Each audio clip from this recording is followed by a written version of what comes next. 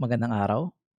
Una sa lahat, maraming salamat sa pakikipista sa Pista ng Mapa at maraming salamat na rin sa pakikinig sa aking presentation. I'll talk about openness or what we mean when we say open data in the Philippines. So, who am I? Sino ba ako? Ba't ba ako nandito? My name is Ben. Some of you may know me. For those of you that don't, I consider myself a geospatial generalist, an open stuff advocate, and a data activist slash maptivist. I currently have my own consultancy, BNHR, where I help people solve their spatial and data problems using open technologies. I, I'm also the CTO and head of strategies for Smart City. We're a nonprofit organization whose aim is to put citizen participation and open data at the heart of smart city building in the Philippines. I also serve as a consultant for organizations such as the Open Knowledge Foundation and Phoebe. Previously, I worked as well with other organizations like HEVOS, School of Data, the Asian Development Bank, and many others. If you want to learn more about myself, you can check out my website, bnhr.xyz. You can find me on social media at Facebook, bnhr.xyz, at Twitter, bnhr.xyz. So if you're interested with that, go ahead and check me out online. But what I think is more important than who am I is why we're here. So we're here to talk about data because if probably haven't noticed or if you haven't heard, data is everywhere. There's data in the food we eat. There's data in the in the food we order from Grab, one of our sponsors for Pista ng Mapa. There's data in the things we bought during the 11/11 sale in Lazada and Shopee. So there's a lot of data out there. For this talk, we'll focus on or we'll talk about open data because what I always say is that in the Philippines, when we talk about open data, we get the data part right, but the open part, not so much. Sometimes, medyo mali yung open part dun sa open data natin sa Pilipinas. So hopefully we can talk more about that in this presentation. By the end of this, hopefully we'll know what it means to be free and open, the importance of openness, the challenges of open data, how we can move forward with open data in the Philippines, and we can get more memes. So let's answer the important question first. What do we really mean when we say open? There's actually a formal definition or a convention on what openness means. It's from the open definition. It says that open means anyone can freely access, use, modify, and share for any purpose. Ibig sabihin kahit sino, ikaw, ako, yung kapitbahay natin, malaya tayong makuha, gamitin, baguhin, at ipamahagi sa iba yung bagay na kinoconsider na open. Take note of that because we'll try to think about that when we talk about open data in the Philippines later. So, another thing that commonly gets asked is, does open mean free? Ibig sabihin ba ng pagiging bukas ay libre? If it's open data, should it be free data? If it's open source, should it be free software? Well, yes, of course. Open means free, but it's not necessarily. Not probably the free that you're the first thinking of. It's free as in freedom. It's kalayaan. It's malaya. It's not just free. Not just free T-shirt like the free T-shirt we get from Pista ng Mapa. So when you talk about open data, when you talk about open source software and things like that, it's the free part of that isn't just about the cost. It's about the freedoms. It's about mga kalayaan na binibigay sa atin ng mga bagay na yon. So I talk about a lot about kalayaan or freedom. Ano ba tong mga kalayaan na to? Well, the open definition borrows and is very similar to the four essential freedoms from the Free Software Foundation, which tells us that free software, in this case we can consider it free data, provides us the freedoms to use, study, modify, and share. So I think I have to talk about modify here because it's usually a very crucial topic for some. They ask when you say freedom to modify, does that mean you can change the data that I have? No, well, not necessarily. It means that once I get the data from you, I'm free to modify it so that I can use it for my own analysis. I can make summaries from it and I can share those summaries. At the end of the day, people will still have access to the original data, which is from you, and compare if the things that I modified is, truthful or correct in terms of the data that you have. So that freedom to modify doesn't mean that I can take your data and change it, or I can access your data from your server, from your database, and change it. It's just that once I get the data from you, I should be allowed to uh, put changes in the data, modify the data, create summaries, create analysis that will be useful for me and other people, and I can share the data with the modifications that I had. One common analogy that I use is the free and open adobo. So the free and open adobo gives you the freedom not only to eat the adobo, but also to add modifications to the adobo. Add more seasoning, add more salt, or vinegar if you like, add more soy sauce, and it also gives you the freedom to share that adobo with your neighbor. At the same time, your neighbor gets those freedoms as well. They can change the taste of the adobo to suit whatever it is they want. So that's the free and open adobo. Imagine if we don't have those freedoms in our adobo. Imagine if we aren't allowed to change adobo but merely eat it as it's given to us. Life would be a bit boring for us Filipinos who really love our adobo. So that part talks a bit about the essence of openness, the essence of free and open data. This one talks a bit more of how do we operationalize or implement open data. There's such a thing called five-star open data. It's a deployment scheme suggested by Sir Tim Berners-Lee, the inventor of the World Wide Web, wherein stars are awarded according to the state of open data that you have. So the better your openness of your data is, the more stars you get. It provides a very good framework for assessing where you are in terms of opening your data. At the same time, it also gives you what steps you need to know to move forward with your openness. If you're if if you're you know if you want to know more about it, you can go to fivestardata.info to read more about five-star open data. But in the TLDR of it is that you have five stars. The first star is you release the data in whatever format under an open license, so something like Creative Commons, GNU GPL, or licenses which are considered open by the open source initiative, or under the open definition. That's once you release data under an open license, you already have one star. And then for the two stars, you have data that's available in structured machine readable formats. So instead of releasing PDFs, you release Excels or spreadsheets. And then the three stars, which personally I consider to be the sweet spot, minimum least amount of effort for the maximum impact, is releasing data in non-proprietary formats. So instead of releasing it in Excel, release it in CSVs or release it in ODS. The fourth and fifth stars are more about making sure that the data is within the web and it's linked together. So using URIs and providing proper context. Machine readability. Uh, if one when we talked about openness earlier, and as well as a five star open data, we we talked a bit about machine readability, and what does machine readability actually mean. So when is data machine readable? In the context of open data, machine readable does not simply mean openable by a computer. For files and formats to be considered machine readable, they should allow for the easy extraction, processing, and analysis of the data that they contain. In this sense, a PDF is not machine readable. A JPEG, image is not technically not machine readable. You know, because it's very difficult to extract, process, and analyze, tables found inside PDFs, or tables found inside JPEG images.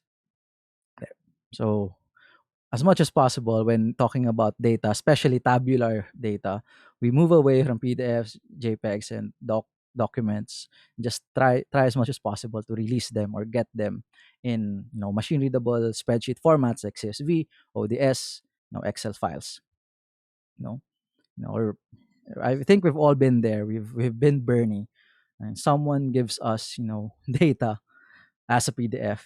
But what we really need are data in CSV or spreadsheet format. It's very hard.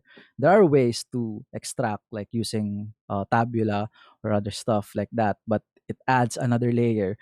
Instead of just directly directly analyzing the data, you have to extract it first. So uh, machine readability is very important. It's an important aspect of openness.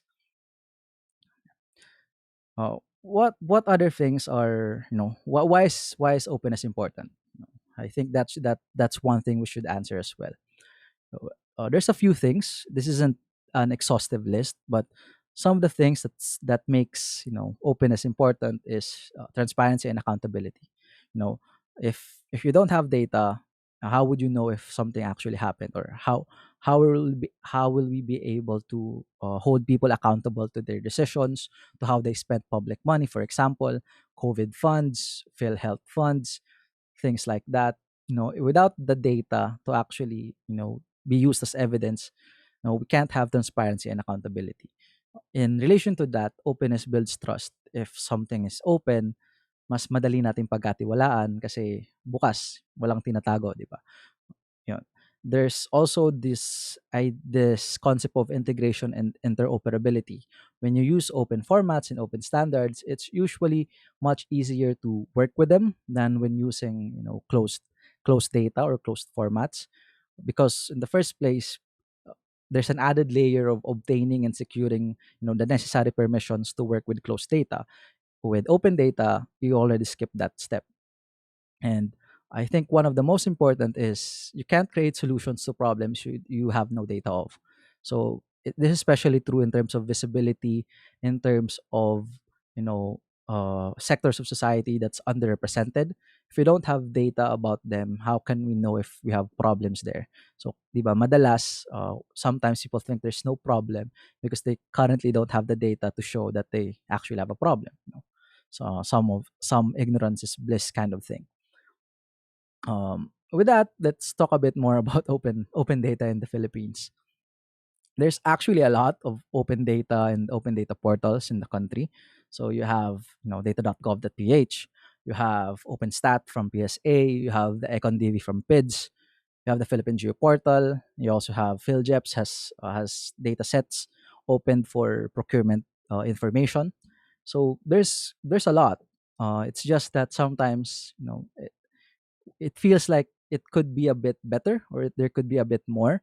Like there could be a bit more data sets on data.gov. It could be a bit more updated. Hopefully data from geoportal would allow features instead of just map layers to be there. But there's a lot of open data and open data portals in the country. And if you notice, there's another part of the open data uh, paradigm in the Philippines that's not here. It's freedom of information, or FOI. You know, and I think this is something that needs to be talked about more in terms of open data and openness, the relationship between open data and FOI. Because freedom of information and open data, even though they have similar goals. They want the same things. They want government transparency. They want people to have access to data. They're not the same thing.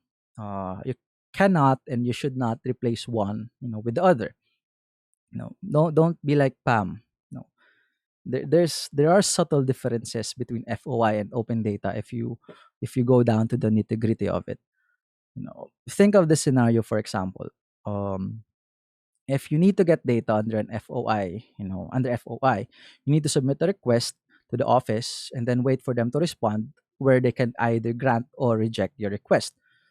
This is not the case under an open data policy. Under an open data policy, so long as the data, does not fall under protected data, it's not personally identifiable under the Data Privacy Act, it's not constitutionally, prohibited or protected information, then you should be able to get the data without needing to request it, which is very important, especially in times of times of pandemic, in times of disasters, wherein you need timely data and you can't afford to wait for your request to be approved.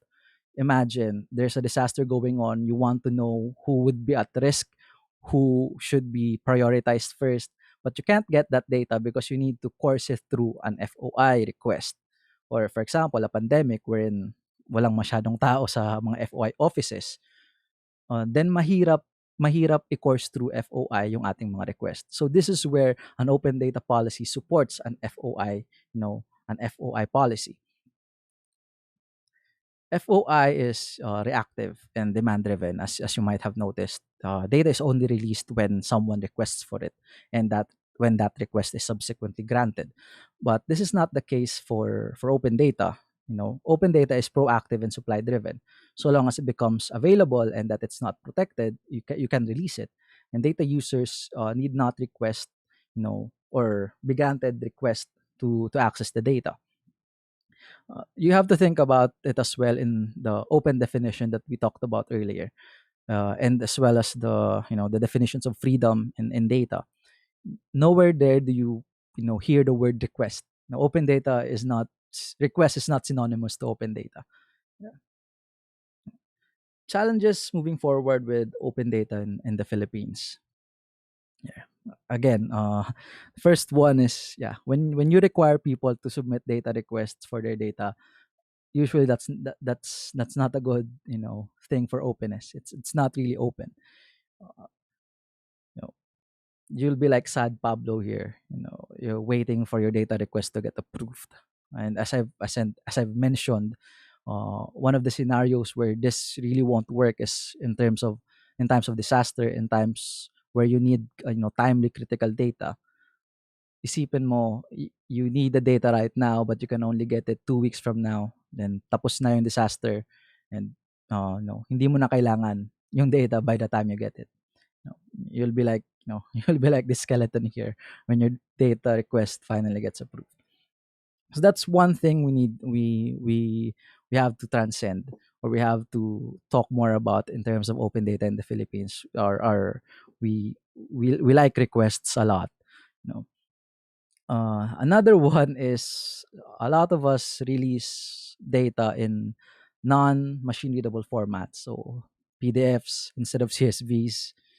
You know, it's not open data. Scanned PDF, yeah, you shouldn't consider it open data. We can do better. We can release it in better machine readable formats. So don't be like that. If you're a data provider, try as much as possible to release your data under an open license, and at the same time in machine readable formats, open machine readable formats. Yeah. And then the wombo combo, uh, people who talk about practicing open data, but first of all, it's not online, it's not readily accessible. You have to request before you get the data first, and then when you do get the data, it's on PDFs. So don't be like that. We have to meet these challenges for us to start talking about open data in the Philippines. And one of the things to do this is by going open by default. You know, right now, mostly from experience, what we do is we restrict the data first, and then we find exceptions if we can open it. That's why we like to give requests. But what's better is we go open by default. We start with the assumption that government data or data funded by public funds should be open, and then just find exceptions to this assumption, and restrict those that need to be restricted, protected by the Constitution and statutes and ethical consideration of data. It shouldn't be the other way around. And one thing that I think is important as well is we should understand that open data is a spectrum. When we talk about open data, we don't mean everything should be open, because open data respects the rights and privacy of its data actors. Uh, in relation to this, that's why we have this concept of data ethics, wherein we evaluate the data practices that have potential, adverse effects to people and society from data collection, sharing, and use. When we talk about data ethics, it's not just about personal data. The choices that we do for making public data accessible only online, when some people don't have access to it, is a data ethics problem. We should be able to make data accessible to everyone so that we don't increase existing inequalities. Data ethics also isn't just about compliance with the law, because there are quite a few data activities that are technically lawful but not ethical. Cambridge Analytica, the emotional contagion research by uh, by, by Facebook.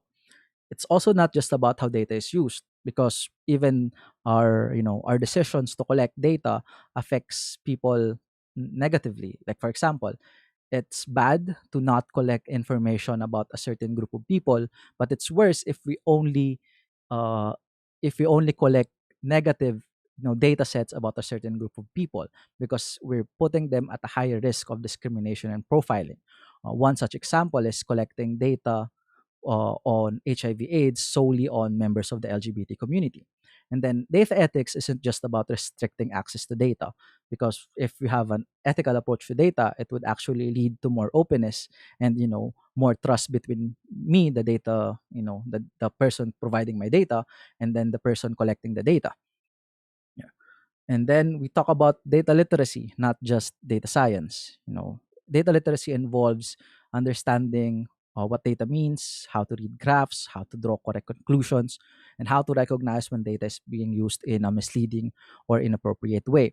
It doesn't just include skills, but it also includes attitudes and social structures for everyone to use data. Data literacy is not just data skills.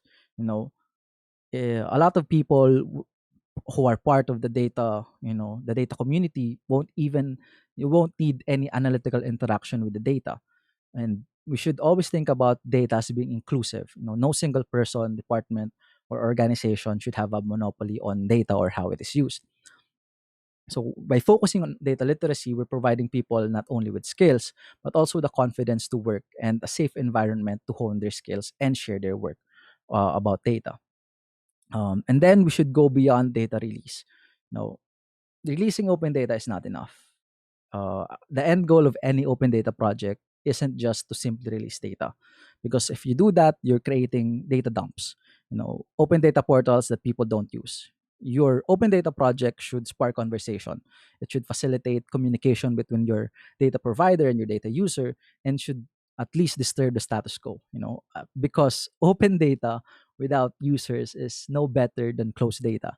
So one of the things that you have to make sure, if we're really doing and pushing open data in the Philippines, is that we also have users, and that's where data literacy comes in. That's where capacitating people to work with data comes in.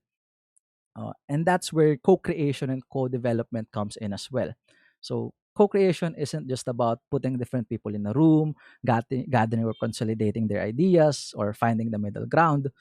It's more about confronting inherent power relations, making sure that people are heard, and making sure that those who have more are willing to give up more than those with the most to lose in a certain scenario. All of that goes through building what we call an open data culture, wherein data becomes integral and central to our day-to-day operations and not just an afterthought, wherein everyone can participate in a data conversation and use data for their civic duties. There are no shortcuts here. Building data a culture of openness and data is a long and arduous process. There will be a lot of stumbling blocks along the way, but both the journey and the destination are sure worth it. And with that, I leave you with this small, quote, that the field of data is far too important to be left to data scientists. That's why we don't need more data scientists. I have friends who are data scientists, but we need more data literate people to actually utilize, open data and all whole bunch of data that we have here. And with that, thank you very much. Maraming salamat sa pakikinig, and see you for in the next Pista next year. Thank you.